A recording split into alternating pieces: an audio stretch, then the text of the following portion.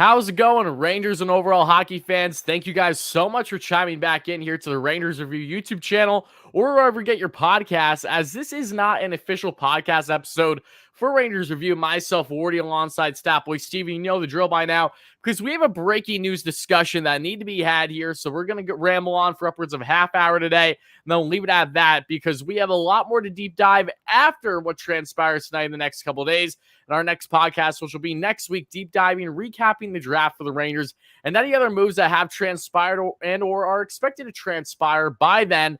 But we got to talk about it's draft day for the New York Rangers. They entered today with only 4 draft picks in this year's draft, the worst that they've had in a decade span. However, what does Chris Drury do today? He is an absolute wizard. He makes a big move for the Rangers happen. And also, I also apologize to people here on YouTube. I know that Statboy is a little pixelated with the camera. We've all had connection issues. That tends to happen when, again, my man's in Dublin out here and I'm all the way here in the States in PA. Sometimes it's not going to connect properly, but we don't care. The audio is fine. That's what matters. And Steven, Alexander Georgiev is no longer a New York Ranger. He is a Colorado Avalanche. And in return, the Rangers receive a 3rd and 5th round pick in this year's draft, again, starting tonight, but those picks won't matter until tomorrow. And then also a 3rd round pick in the 2023, which is a massive draft here for the AHL. So what's your initial reaction to this deal, Steven? Because it's hard for me to not just come out smiling, knowing that, wow, Chris Drury probably got the best value humanly possible for Alexander Georgiev, given his contract status and given his lackluster performance these past couple years. Yeah, look, it's a trade that we probably we're expecting to see for about 3 years now. And, you know, there have been so many rumors over the years. We were talking about 2nd round pick, Kasperi Kapanen, you know, he was going to be traded to Toronto when Kapanen was still there. But ultimately, if you give me the option between the 2nd round pick or the package we received today, I will prefer the package we received today, because after the picks we gave up at the deadline, I prefer quantity over quality. You know, get some additional picks in this draft. Now we have 6 for tomorrow. So it's when you get to the later rounds, it's all about quantity. You know, I rather have 2 5th round picks than 1 3rd round pick. But yeah, Georgiev traded. He's been with the Rangers for 5 years. He joined the Rangers in 2017, coming over from TPS in Finland. He's probably one of the more polarizing goalies we've had in recent history. Some fans really like him. Other fans really do not. But in general, I think Georgiev, for a backup, he's been solid. And last season, he had a really good stretch when Shesterkin was out with injury. And good for him, man. He gets to be a starter on a cup contending team. And 2nd Russian goalie in Colorado Avalanche history after Semyon Varlamov.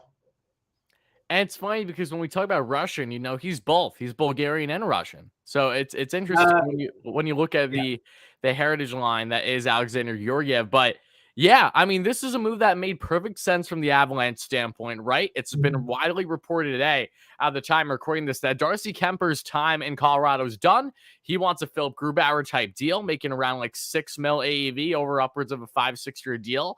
Avalanche don't want to do that, and I can't blame them whatsoever. So now they go out, they get a young, controllable goaltender that they can potentially get more out of than what the Rangers were able to get out of these past couple of years. And for the Rangers, they were able to part with a guy that, one, has been up and down. He looks strong. He had plenty of moments in the past for the Rangers, but there's no denying that these past 2 seasons, he has not been nearly to the same degree on a consistency level as he was throughout his first couple of years in a New York Rangers uniform. He's definitely struggled. There were definitely back and forth drama with him wanting more playing time and then him not thriving, especially if he goes from being a starter for multiple games where he would thrive and then back in that backup role. It was a hard balance for him, a hard adjustment, but now he has potential with the Avalanche to try to make himself get split a good amount of playing time with whoever the other goaltender will be this upcoming season for the reigning Stanley Cup champions. And now the Rangers, again, are able to get a 3rd round pick, a 5th round pick in this year's draft. That in itself is great. The Rangers go from having 4 picks in this year's draft to now 6, and we'll see if they utilize them or if the Rangers potentially utilize any of those more depth picks and say a bigger deal. You know, Chris Drury's been working the phones left and right. I feel like I've heard more trade rumors than I can handle over the past couple of weeks, so who knows exactly what is on the horizon for this Rangers team, and with Chris Drury at the helm as GM. But then you have that third round pick in 2023, which I got to be honest, I'm probably more enticed by that than anything else here, because in case you guys don't know, the 2023 draft is absolutely star-studded. This looks like it's going to be potentially the best draft that we have seen since 2015, 2016. Like, it's been a minute since we have a draft that is looking that strong as the 2023 round. So I'm excited to see how the Rangers can utilize that pick, either for good or if they part with it as well next year. But what I know is that the Rangers, it's hard to imagine that they could have done better than what they did in this deal right here, right today. So, Steven, we look at Alexander Georgiev. Let's just talk about quickly his time as a New York Ranger, and then we'll expand forward on what we can expect potentially from the Rangers tonight in the draft, along with all the recent trade rumors. What's our initial reactions to them? And again, we'll deep dive that further, assuming no other major deals happen, early next week when we come out with our next official podcast. Again, today's more of a breaking news one, just reacting to the Georgiev news and the draft starting tonight, when next week we'll get in the nitty gritty about the picks and about all the latest rumblings regarding the team in New York. But for the Rangers, Alexander Georgiev, this past season, right, in 33 games, had himself a .292 average. He had a .292 average and a just under .900 save percentage. The year prior in 2020-2021, in the shortened season, a .905 save percentage with a 2.71 goals allowed average. However, his breakout year that we saw there in his the New York Rangers, a couple years, I should say, you had there in 2017-2018 season, in 10 games played, a small sample size, at 315 goals allowed, but did have a .918 save percentage with a far lesser Rangers team in front of him when they were still in that rebuild/retool. 2018-2019, Georgiev gets 33 games played and has a really strong year for the Rangers, a .291 goals allowed average and a .914 save percentage. Then 2019-2020 and 34 games has himself a .304 goals allowed and a .910 save percentage. And from there, it just felt like the inconsistencies would continue and unravel for the young Alexander Georgiev, who's only at 26 years of age. So there's definitely potential for him to maybe reach new heights with the Avalanche and more increased playing time than what he did with the Rangers at this point. But again, Georgiev, by no means was he perfect, but he was definitely had his big moments for the Rangers. Definitely had out of nowhere just being the best thing since sliced bread, especially against the Toronto Maple Leafs. Stepped up huge as well against the New York Islanders, among many other opponents. So for all the great moments that Georgiev brought during his tenure as a New York Ranger, I thank you and I wish him nothing but the best here in Colorado. However, now that the Rangers had parted with him, Steven, let's take a moment to think about what are the Rangers going to do now with their goaltending situation. You got Igor at the helm as a number one. Who's going to be number two? What's your initial reaction? Because I have something in my mind pretty firm, and I want to know if you agree or disagree, but I want to know exactly what you're thinking at this point in time. Right. Are you thinking of Marc-Andre Fleury? I'm not thinking of Mark. Oh, okay. So if that's what you were thinking, then we're off. No, I'm sorry. No. I don't really know what the Rangers are going to do. You would think that they want a veteran to back up Shesterkin, the same way they had Martin Baron backing up Henrik Lundqvist, in the early 2010s. I don't know who that guy's going to be. There are some veteran goalies out there that are free agents, but I don't think it's going to be Kincaid. That I'm 99% sure that it's not going to be Kincaid. Agreed. The goalie market isn't really there, though. There are trade rumors about Matt Murray going to Buffalo, but Ottawa has to eat a significant amount of his salary. He has 2 years left on a pretty significant deal for a goalie. And it would involve the 7th overall pick. Goalies really aren't a hot commodity at the moment, which makes the return we got from Colorado even more impressive. But backup goalie to me is really the last of my worries.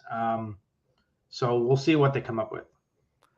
I think when looking at goaltenders, there's two things. One, my initial reaction is maybe the Rangers, they can either go the veteran route, which would be justified, especially with guys in the farm that aren't necessarily to that level of being in the NHL. However, there is potential that maybe the Rangers could have someone from Hartford or just someone that's developing, get a cup of coffee, see what he can do in that role. The same way that we saw Georgiev have that success when he first broke out with the Rangers, right? Had 10 games in his first year with the Rangers, and then from there really developed into a solid backup for a couple of years before he again had his inconsistencies. But veteran front, to just touch on it briefly, there's one guy that just standing out to me right away that is not Marc-Andre Fleury, because again, I would be surprised if the Rangers brought in Fleury. Not impossible, but I would be surprised by that, because I did see a report today that Fleury was returning to Minnesota.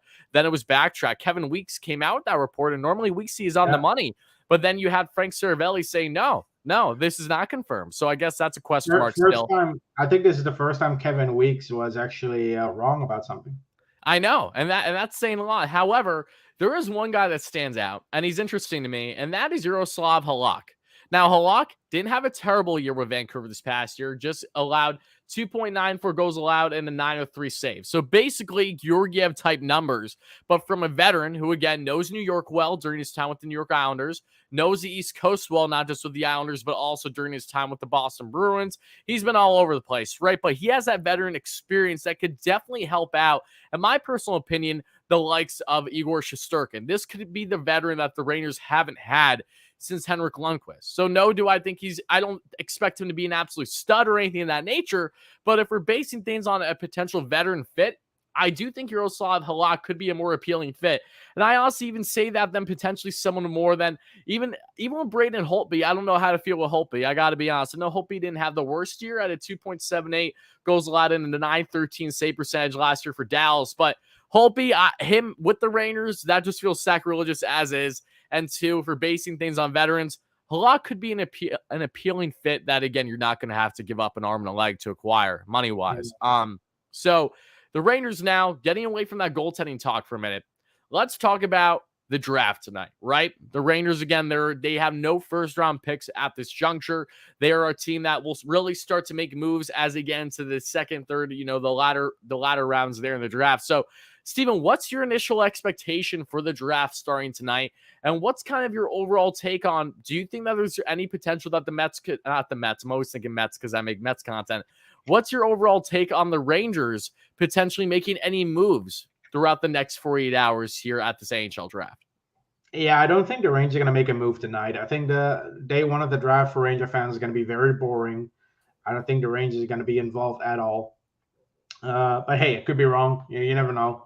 I just don't see them trading into the first round unless there's a crazy offer for one of their players that they're willing to part with.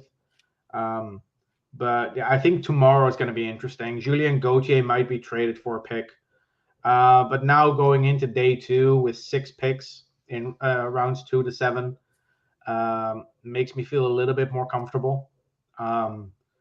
And yeah, I don't know who else they would trade aside from Julien Gauthier at this point. Patrick Nemeth, they want to offload, but can you find a team that wants to take on his Arizona, contract? baby. Arizona. Let's make it happen. They are the dumpster for every single team in the AHL. That's the team I'm looking at. True. I don't really see Drury making a big move today or tomorrow. I think after the draft, we might see a trade happening. But if something happens tomorrow, it'll be either to clear cap space or to acquire picks for players that aren't going to have a future on this team, like Julien Gauthier. Let's be honest here. Gauthier's future with the Rangers is pretty much, I mean, his tenure as a Rangers pretty much come to an end now. They had their opportunities.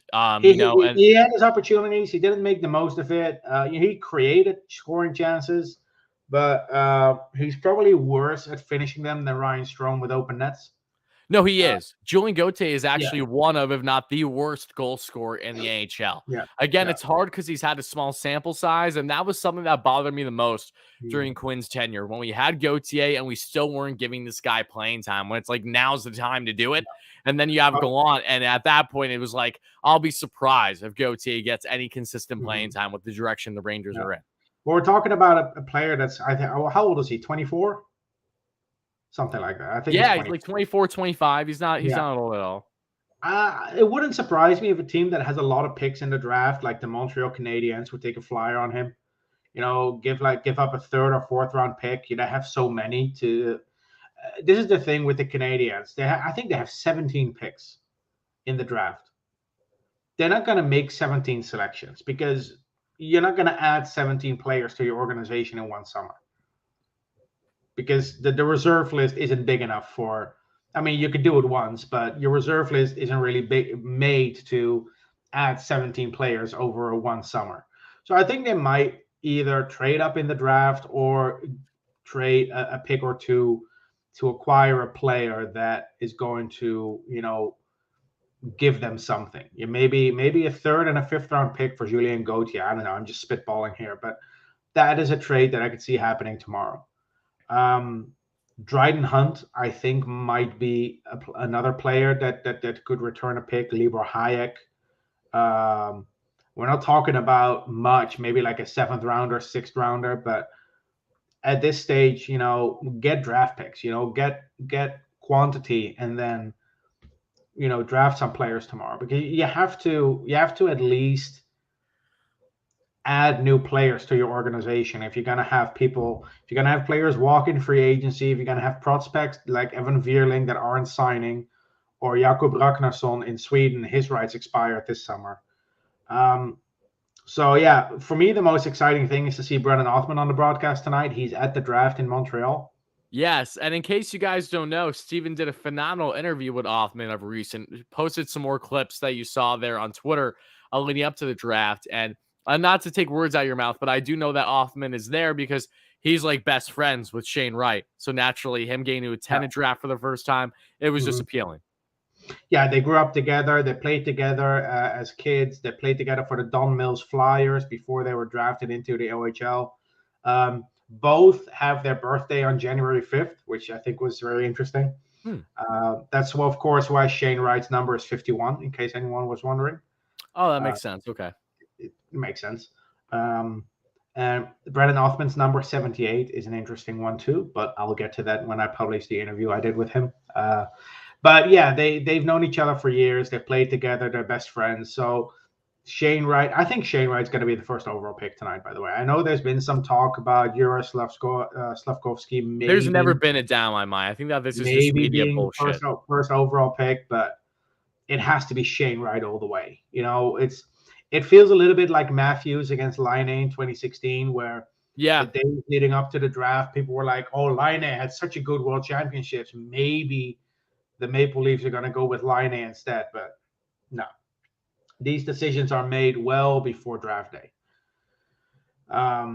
So, yeah, I think Shane Wright's going to be the first overall pick. Brennan Othmann's going to be there. It's going to be a great experience for him because he didn't get to experience a normal draft when he was picked, of course, because it was still a COVID draft, so it was virtual. I'm not expecting anything from the Rangers tonight. I'm just going to relax, turn on my stream around midnight and watch the picks unfold without any pressure, without any anticipation. Yeah, you're 100% right. And I'm glad that you brought up that we shouldn't expect the Rangers to do anything drastic during the draft. I agree with you on that notion. I think if that happens, that'll be maybe a pleasant surprise. I think at most a Gauthier, if they can part with Nemeth, awesome, because he has no room on this roster. It was a bad contract from the beginning. Sounds like a day that ends in Y when talking about that contract to begin with. By the way, if Nemeth is bought out, it's going to be the most embarrassing buyout of the Rangers in the salary cap era. I'm not going to say it's the worst buyout, but it's the most embarrassing one. And it's another year, another buyout for the Rangers, because it happens every other year with the pace. We're 1 year away from being clear of all the buyout penalties. If we're going to buy out Nemeth now, I'm going to be so pissed. I guess we'll have to wait and see what happens. But what I do know regarding this year's draft is, one, there are a lot of things going on in the NHL, right? Not just for the draft, but rumors overall. I'm seeing left and right. The Blackhawks are selling off on their best players. Why? Because they're the Blackhawks, right? Alex DeBrincat, he might be landing somewhere soon. Maybe he will get dealt for a top pick in this year's draft. Amazing young goal scorer that I know a lot of the teams that have top picks in this year's draft have shown interest in. You have Kirby Doc as well. That's now in trade rumors. The man's only 22, and the Blackhawks are like, all right, we are already done trying to develop you. You see the Flames, Johnny Gaudreau, Matthew Tkachuk in rumors. Again, rumors only mean so much. We're aware of that. How much of these are actually going to build into something of substance and actually lead to a deal, we'll find out. But that is the nature of the game this offseason. Plenty of the other rumors going around, but the Rangers, per usual, another offseason, another year where the Rangers are connected to every player known to man. From Pierre-Luc Dubois, from Evgeny Malkin, Evan Rodriguez, a couple guys for the Penguins, right? To varying degrees. But the main one as of late that we have seen is, I'm going to say it, we talked about before, we're going to talk about it again, is your favorite New York Ranger of all time, Steven, and that is JT Miller. And JT Miller, who has a year left on his deal, is now being pinned to the Rangers as the Rangers looking like one of the top dogs to land him. Now, we've seen him return. What are potential players that could be part with? We've seen Kakko's name thrown out there. We've seen some top prospects name thrown out there. I don't know how to feel. So really, I'm awfully curious to see if anything transpires, let alone throughout the weekend, and how this build-up of trade talk will go on as we have our next podcast and more in-depth one next week. What's your initial reaction to all these rumors, Steven? Because I know that as soon as I've seen them start to unravel, I'm like, this man is standing on a ledge as we speak, ready to risk it all. So let me hear it. I have a question for the people listening live through YouTube. Please, in the comments, let me know if there was ever a Ranger that had a better second stint than a first stint for the Blue Shirts. Yeah, this is something that you've been really sturdy on. I remember you made this point leading up to the trade deadline too. Aside from Peter Nedved and maybe Dominic Moore, who was a fourth liner anyway, has there been, aside from Peter Nedved, a top six player that had a better second stint in New York than a first stint? I don't know. Messier wasn't it. Kovalev wasn't it. I do just want to interject slightly though, Steven, regarding Miller for a second. I don't think it takes a rocket scientist to figure out that should Miller in the hypothetical be dealt to the Rangers, that he will be a better performer than what he was during his time with the Rangers in his first stint. And the reason why I say that is simply based on the fact that he is right in the prime of his career. So location aside, new team again aside, all those major factors that, again, of course, can make or break Miller's performance should he return to the Rangers.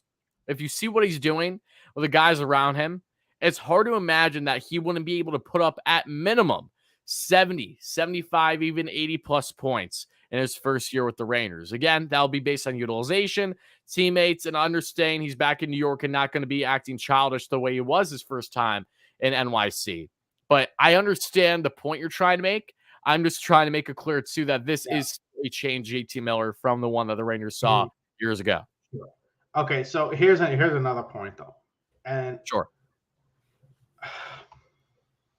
It would be a typical Rangers move to trade away a player for peanuts, to start a rebuild, to kickstart a rebuild, to then go through a rebuild where you draft players, and then 4 years later or 3 years later, turn around and trade those players for JT Miller's final year of his contract after you missed out on his best seasons.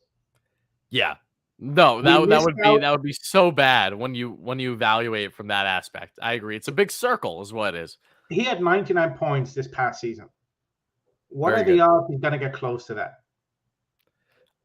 Again, though, I don't want to sit here and make assumptions. I think it's very easy to nitpick and say that we've seen the best of JT Miller. However, I do think he could be effective. Is JT Miller the kind of player that makes us better 5-on-5? Is he the kind of player that drives the play? Is he the possession player that makes it easier for this team to transition from the defensive zone into the neutral zone into the offensive zone?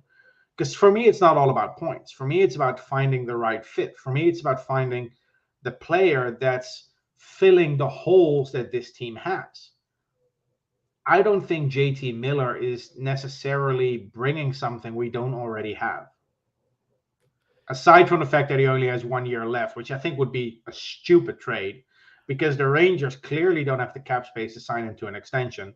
So you are basically trading for a glorified rental player here.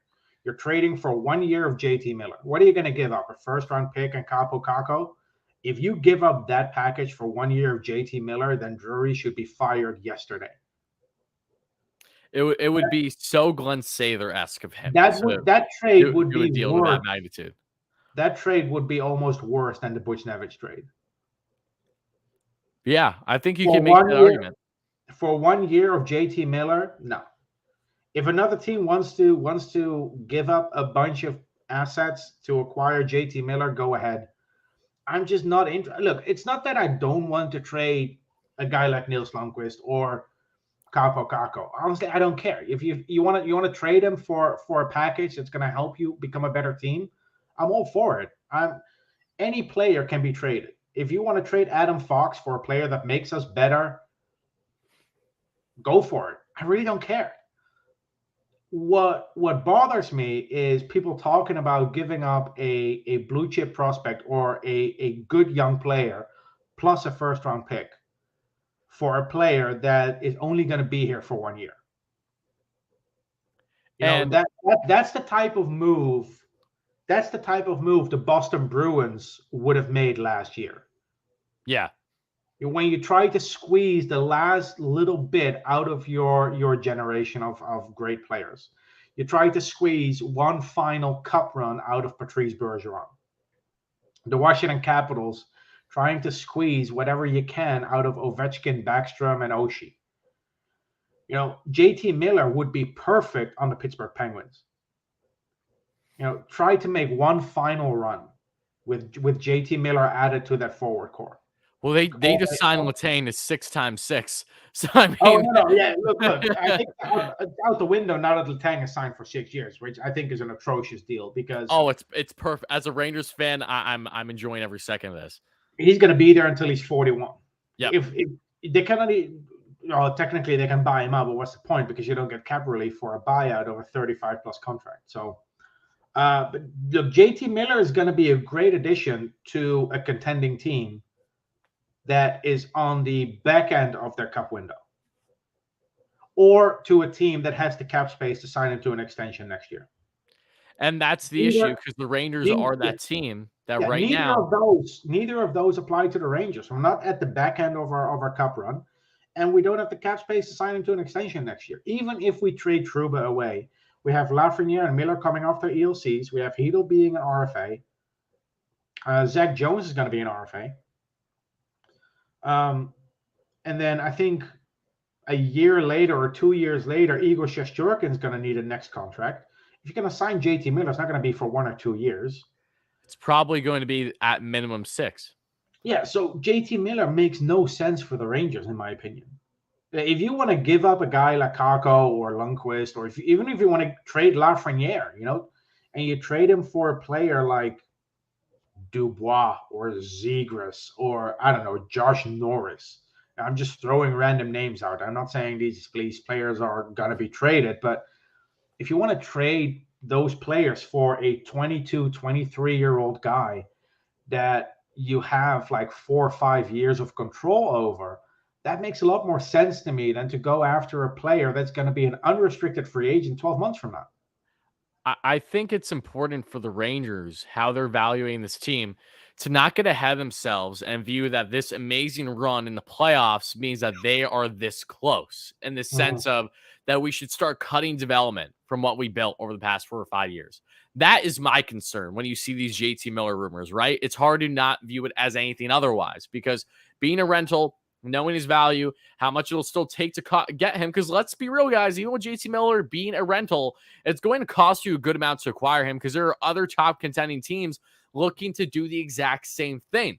But the Rangers, as you point out greatly, Steven, are not in that position where, from the eye test, from the paper test, from everything, it just does not add up to have him land with this team unless Chris Drury really has something tricky up his sleeve. Now, would I take JT Miller back on the Raiders with open arms? Absolutely. But it all depends on the type of deal we're looking for. And once more, it's hard to imagine that the Rangers could do something without there potentially having some significant repercussions, parting ways with young talent that is only just getting started in their NHL careers. Just imagine the type of backlash if you, again, acquire a rental and you part with an Alexis Lafreniere, a Capo Caco, one of those guys to a degree, who I know that some fans feel different about those players than others, but doesn't change the fact that these guys are still so young in their career and the potential's through the roof with them. Cannot tell me otherwise. So yeah, there's definitely concerns, and that's why when we've seen talks of recent with Pierre-Luc Dubois, that in my opinion was at least more enticing with a guy that is a little bit more controllable, younger, still in his mid-20s right now, and can provide strength for the Rangers at, center/wing position, even though that he's a below 50% face-off guy in his career, so it doesn't help that much there. But has, of course, experience with Alexis Lafreniere. They know each other with Team Canada, and also Artemi Panarin, of course, during their time in Columbus. So that in itself is a fit. But we all know the Rangers would have to give up quite a bit for Dubois, who's at most a 60-point getter, when the Rangers basically have that, I would argue, in Andrew Kopp right now. So it's like, what do you want to commit more? Do you want to focus more on the value of a guy's contract right now? Or do you want to focus more on the team control, the age, and the potential higher upside down the road? The Rangers are really having a balance of what they need to figure out here. But all I know is that we're either going to find out more moves this weekend, or we're surely going to be talking more about this in depth heavily in next week's podcast. So, Steven, do you have any final kind of comments about the draft, about trade rumors, or anything of that juncture that you would like to share with us Ranger fans before we wrap up today's show? Not really. I do have one question. Since this is not an official episode, we're not going to go through jersey number history here at the end. However, there is one other NHL goalie that was under contract for the Rangers and the Colorado Avalanche. Can you name him? Under contract? Did he play with both of them, or was he just under contract? He was a backup for the Colorado Avalanche, and he played one game for the New York Rangers. Oh, you son of... Oh, my goodness. What year did he play with the Rangers? 1999-2000. Oh, my goodness. Considering that was the year I was born, I'm going to go on a limb and say I'm not going to get this one. Was he by all means a prominent goaltender in the league, or no? No. All right. Well, then just tell me who the hell it is, Steven. He played for the Vienna Capitals at the end of his career. That's all you need to know. Okay, it would make sense that you know him for that reason then. Okay. Yeah. It's Jean-Francois Labbé. Oh, of course. Of course it was Jean-Francois You have no clue about him. Shame on me for not knowing Jean-Francois Labbé. You guys see what I deal with? No, Mike. All right. Well, you know what, folks? It's draft night. I'm excited. Even if the Rangers don't do anything, it's gonna be. I'm looking forward to seeing the draft. It's been a minute now. I'm just excited to see a draft back in an arena again. I know. It feels surreal. I know, with all the teams sitting at their table instead of in their own conference room, and it's not going to take 3 or 4 hours to get through 5 picks. So I'm looking forward to this. Shane Wright, I think, still is going to go number 1. There's going to be a couple of interesting players high in the draft, like Cutter Gauthier, who is an American kid, but he was born in Sweden. So whoever's going to draft him, it's like Georgiev. Like when people say he's a sleeper pick. I liked him. Yeah. I've read up more about him the past week. Yeah. He's a nice little player. So his dad was a goalie in the Swedish league around the time he was born. That's why he was born there. Okay. There's Logan Cooley is probably going to be a top 3 player. There's just so many. There's the fact that there's Slovak kids in the top 10, like Simon Nemec, David Jiricek. I think Jiricek is Czech, but having players from like Czechia and Slovakia being projected high in the draft, I think it's unheard of. It's not a common thing because those countries, they don't really have that happen very often. You see it with Finnish kids, Swedish kids, and Russians. They get into the top 10 frequently, but Czechs and Slovaks is not that common. There's even a kid from Austria that could go as high as the top 10. Marco Kasper, he plays in Sweden. Question for you real quick, Steve, before we wrap up the show. Do you think that at all could have been a factor with obviously the war that had transpired over the past year with Russia, where you saw scouts maybe taking some focus away from certain Russian players and focusing on some other respective European countries? Do you at I all think believe that could be a factor or no? I think the scouting is not going to be a factor. I think the situation with how the KHL is handling things now, the NHL and the KHL no longer having the agreement to respect each other's contracts, you might see smaller teams avoid Russian players. You might see teams that aren't in big hockey markets maybe go with the safer option by going with a kid from Sweden or Finland, Canada, United States. Um, but I think for teams like the Maple Leafs, the Chicago Blackhawks, New York Rangers, Boston Bruins, like the original 6 teams, and a couple of really big market teams like the LA Kings, it's still a big market is Los Angeles, so it's always Speaking appealing. about a potentially great trade partner, we'll talk about it next week. The Canes. Yeah, yeah. So the big market teams might not shy away from the Russian kids because of what's going on, but the smaller teams might. Yeah, no, definitely interesting point that I just want to bring up because it popped in my head. But Yeah. awesome, Steven. I'm pumped up. I know you guys are too. Again, thank you all so much to everyone that chimed in for this breaking news episode of Rangers Review. Unofficial one. An official podcast will be out earlier next week. I'm for around Monday or Tuesday. We'll see how our schedules look, but hopefully big couple days in the AHL. Big for the Rangers. And Steven has one more thing that he has to say because of course he I have does. one more thing I want to share. I actually forgot that I scheduled these tweets, but earlier today I tweeted some segments from prospect interviews I've done over the years with Zach Jones, Brett Berard, Will Cooley, Ryder Korczak, and Brennan Othman. Mhm. I posted the video segment of where they talk about what it's like to be drafted by the Rangers, in case anyone's interested. Oh, there you go. That's definitely some must-see TV. Again, check it out, guys, at Statboy_Steven. For all my Rangers fans out there that want to follow Steven, I'm Wardy NYM here on Twitter and, of course, on YouTube on my main YouTube channel. Thank you guys so much for listening for the Rangers Review YouTube channel, wherever you get your podcasts. And we'll be back in a couple days after the draft to break down the draft for the Rangers and look ahead for some potential moves on the horizon this offseason. Thank you again, folks. And as always, Steven, let's go Rangers. Let's go Rangers.